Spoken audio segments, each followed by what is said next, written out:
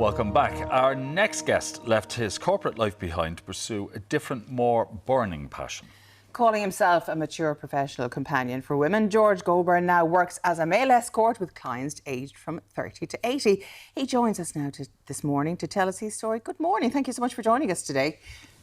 You had quite the gear change when it comes to careers. You were 30 years in the corporate sector. Then something changed and you decided to work as a male escort. To tell us that story. Of course, yeah, and good morning. It is not your traditional career path. So I worked in the clean energy sector back in Australia, and I was made redundant from my job just over a year ago. And I had been pondering this work for some time because I'd been single and dating for around 10 years.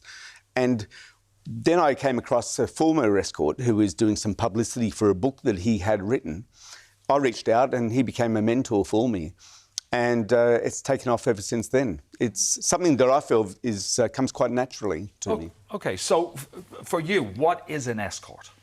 It's a man, in my case, who really pays attention and shows the woman a good time.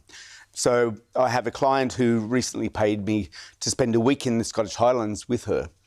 She has a disability. I was driving around, showing her some of the sights. Neither of us had been there before. Sometimes there is intimacy involved, but not all the time. It really comes down to what it is that the customer is seeking. What are the logistics of being a male escort? You mentioned that a huge role is companionship. It's not all about sex and intimacy, of course. So, I mean, for you, how do clients contact you? What sort of payments are involved? That sort of thing, because that's what has fascinated me when it comes to it. Of course. So I have a website. I also advertise on a directory. So if people were to Google, say, straight male escort, a number of different pages would come up, including probably the directory where I advertise, and also on Instagram. So over this last year of doing the work, I've started to build up a profile. I've been doing some media, like here this morning, and it does, in fact, get some word of mouth as well. So it really comes down to, I am the product in this case. So my reputation is really vital. And I have had clients refer me on to other people, which might sound unusual, but look, I'm providing a service at the end of the day. And the clients that I see are really seeking something special that they wouldn't probably get elsewhere. OK, well, like I would sometimes, when I was reading about you, I thought, well, some of the clients that you're going to come across may have not had companionship for a long time. So because you're being so attentive and you are listening to what their needs might be, is there a fear that this vulnerable person could actually have feelings for you? Absolutely, and that does happen. So in some cases, the women I see may not have been intimate for 10 years or longer. And they feel safe because I'm a professional, and they don't feel like they want to go on online dating or any of the other options out there.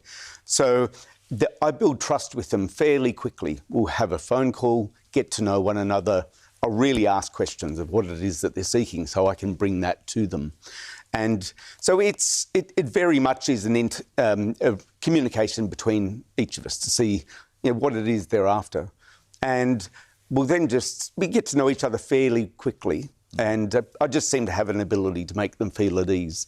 And it's totally in their control. So I'll just keep checking in, seeing how they're doing, and get in touch afterwards and see how it felt and if they're OK and if there's anything else I can provide for them. Yeah. But what sort of age range are we looking at here? Because I think when it comes to female escorts, etc., it's quite well known and well publicised. But the male escort business, as such, there's not as much talked about it, which is why, of course, you're here telling us about it now. But so, what the oldest, the youngest? What sort of people do you work with? Sure. For me, it's been between the ages of the early 30s up to 80. 80, wow. 80, yes. The bulk of my clients are in their, say, mid-50s to mid-60s. And in many cases, as you may imagine, they've come out of a long relationship, they may be widowed, and they're just missing that company. And yes, I'm an older escort. Many of the other escorts that are males are in their 20s and 30s and showcase their six-pack and their gym body.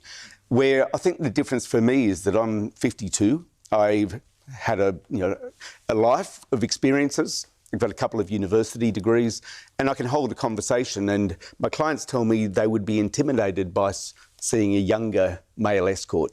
So I think I fit in a particular niche, and yeah, I am unique in many ways. There aren't many male escorts around my age. Do you think that sometimes that when it comes to women, that men are always seen as the men need to have sex, but women aren't saying that women need to have sex, but they do sometimes, and if they've been out of the market for a while, or if they just want intimacy with no strings, that's something as well that you provide, and that's not talked about enough either.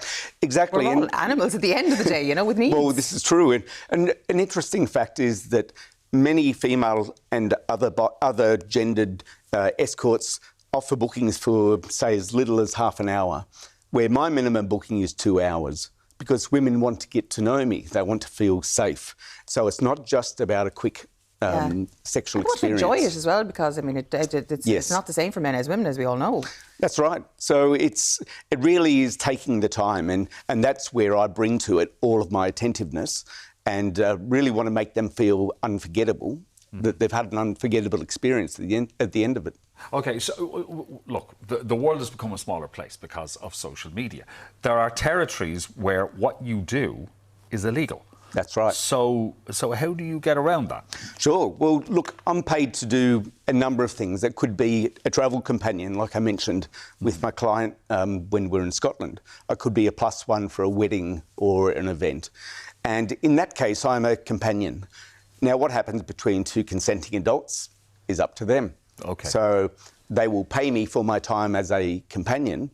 And if things move on from there, that's up to the two of us. And does it mostly move on from that, or is it just depend on the situation? Yes and no. I have some clients, particularly in the first time or two that they see me, that they don't want sex. They're still feeling nervous. So it might be taking them out to an art show or to a picnic. And if and when they feel ready to go to that next step, then they can do that. OK, is there a change in price when that happens? There is, yes. OK, all right. So how significant a change? It's almost double for when there is sex involved. Okay. So I try to price myself in a way that it's not unavailable to everyone, but that might be a massage or a social date for 2 or 4 hours. Do you date outside of work? I do. And yes. how do your dates, do you tell them up front what you do, and how do they react to that? Look, I do. I'm a very honest person. I'm single, and I do date occasionally when I have time, and I tell all of the women what I do, and it's up to them to determine if they're okay with that. So, it works very well for me. It allows me to have my own private time where I'm not on as as an escort. OK. I'm just like most male escorts will operate, quite privately. You're public, so people know who you are. You're on holiday here in Ireland right now. I am indeed. And you're seeing a friend. Yes. So, you will be out socially with this friend. Yes, I will. And people will watch this show and go, oh, there's George. Maybe they will. And this friend is well aware, of course, and if someone comes up to us, I'll just say, thank you, nice to meet you, and I'm just busy out with my friend today. Yeah, OK. All right. But do you face much stigma, though, when you do that? Because, as Martin said, a lot of people keep this work very, very private. You're very open about it. I am. And yes, I do face stigma. Earlier in this year, I was doing a part-time job, and they discovered what I did and sacked me immediately.